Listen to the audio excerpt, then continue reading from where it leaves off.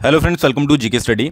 तो देखिए, थंबनेल आपने देख लिया होगा, आपको इंटरेस्टिंग लगा होगा तो ही आप इस वीडियो में आए हैं। और मैं हमेशा से अपनी वीडियोस में एक बात आपको कहता आया हूं 2-4 महीने से कि पढ़ना जो है वो बंद मत कीजिएगा अगर आप सरकारी नौकरी चाहते हो, क्योंकि आने वाला जो एग्ज़ाम पैटर्न है, आने वाला जो सिलेबस है, या फिर आने वाला जो न्यू भर्ती एजेंसी है, वो कहीं ना कहीं एग्जाम जो है वो आपका टफ लेगी। तो जिसकी तैयारी पहले से होगी, क्योंकि सिलेबस तो चेंज होगा नहीं, ऐसा तो नहीं है कि आपकी बुक्स चेंज हो जाएंगी, पैटर्न चेंज होगा, ठीक है, थोड़ा क्वेश्चन नंबर ऑफ क्वेश्चन इधर उधर होंगे और जो आपका तरीका होता है एग्जाम लेने का वो बदलेगा, बट वो सारी चीज़ें बाकी आपको पढ़ना तो सेम ही है।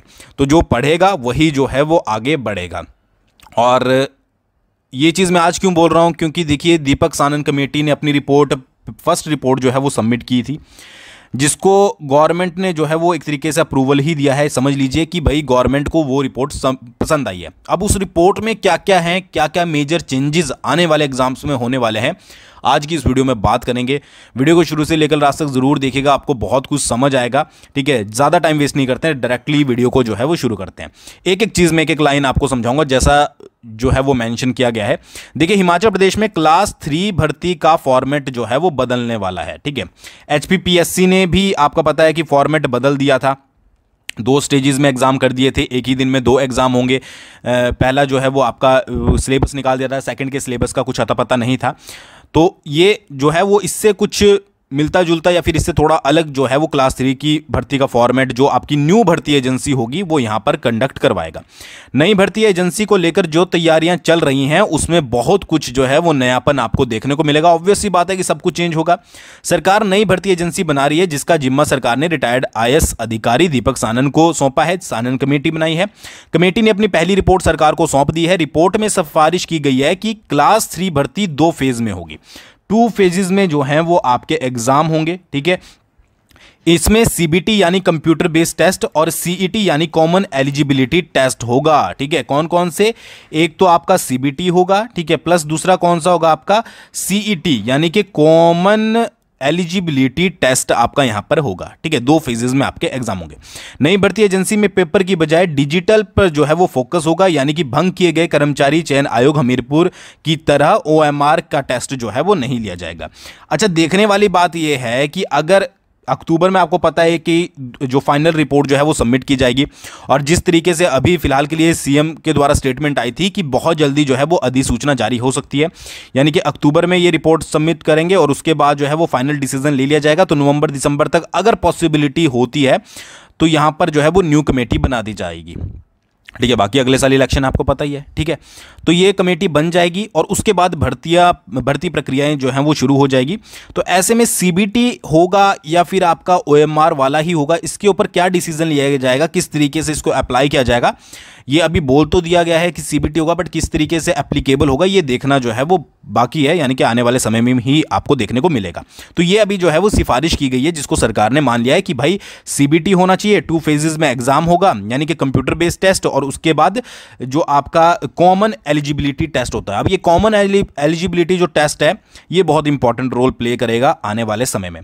क्या है कॉमन एलिजिबिलिटी टेस्ट? कमेटी ने सरकार को रिपोर्ट में कहा है कि स्टेट लेवल पर एक कॉमन एलिजिबिलिटी टेस्ट होगा, जिसमें 12वीं से लेकर ग्रेजुएट तक के सभी अभ्यर्थी भाग लेंगे। अब जो लोग ये आपका कमीशन वगैरह देते हैं, ठीक है, टीचिंग लाइन का, तो उनको पता होगा कि सबसे पहले वो टैट देते हैं। ठीक है, टैट एक क्वालिफायर एग्जाम होता है, जो टैट क्वालिफाई कर लेता है वही आगे चलकर जो है वो कमीशन को फाइट करता है।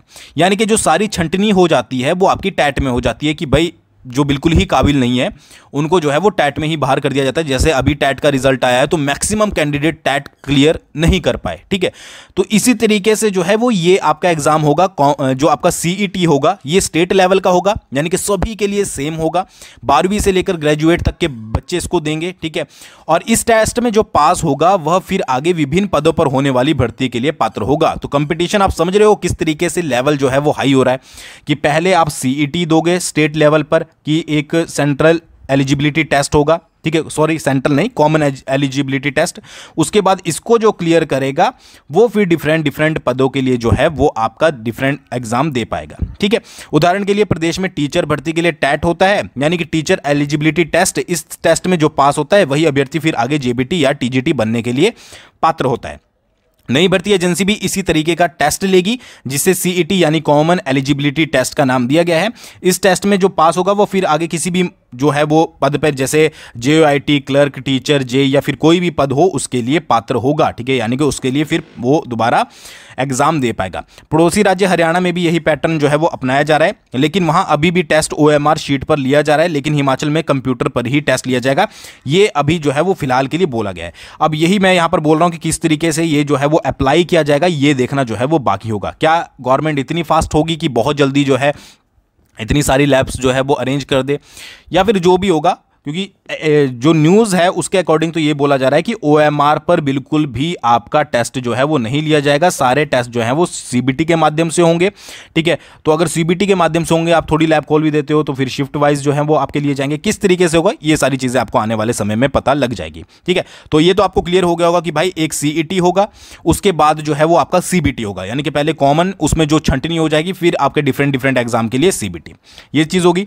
तो सरकार को फिलहाल के लिए ये रिपोर्ट जो अभी फर्स्ट रिपोर्ट सबमिट करी है ये पसंद आई है, यानी कि सरकार ने इस पर अपना जो एग्री, मतलब कि सरकार इस पर जो है वो एग्री हो चुकी है। तो नई भर्ती एजेंसी को लेकर कमेटी ने पहली रिपोर्ट सरकार को सौंप दी है, जो कि सरकार को पसंद आ गई है।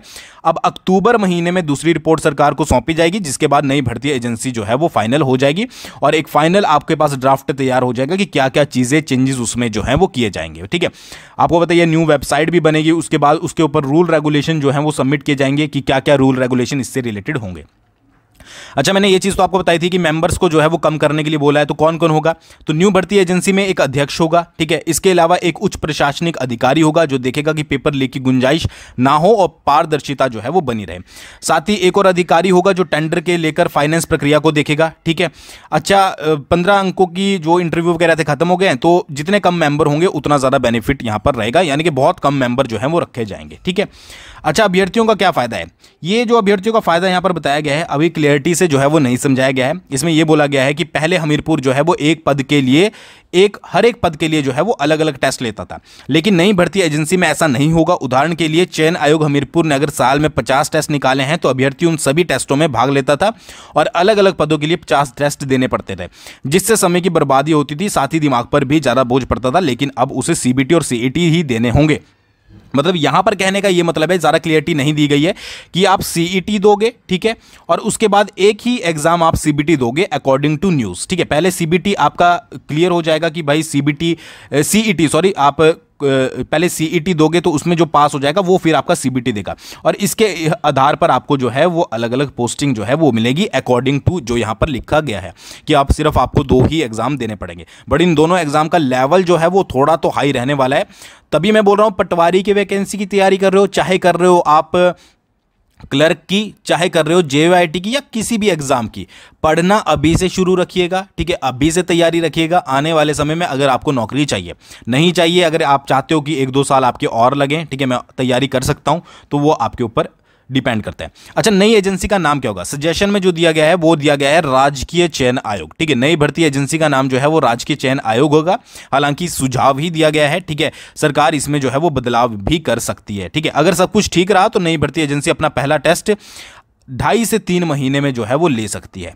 अब यहां पर जो है वो कल से ही बहुत ज़्यादा वायरल हो रही है कि सीएम के द्वारा स्टेटमेंट दी जा रही है। वैसे बच्चे, आपको पता है कि एग्री नहीं करते हैं कि इस बात पे कि बहुत जल्दी जो है वो न्यू भर्ती एजेंसी बन जाएगी, बट जैसी जैसी स्टेटमेंट आ रही है उसमें यह बोला जा रहा है कि अक्टूबर में जैसे ही आपकी रिपोर्ट सबमिट होगी उसके बाद न्यू भर्ती एजेंसी की अधिसूचना जो है वो जारी कर दी जाएगी और उसके बाद जो है वो फटाफट भर्तियां आपकी जो है वो शुरू हो जाएगी, क्योंकि भर्तियां तो सारी पेंडिंग पड़ी हैं, तो वो आपका शुरू हो जाएगा।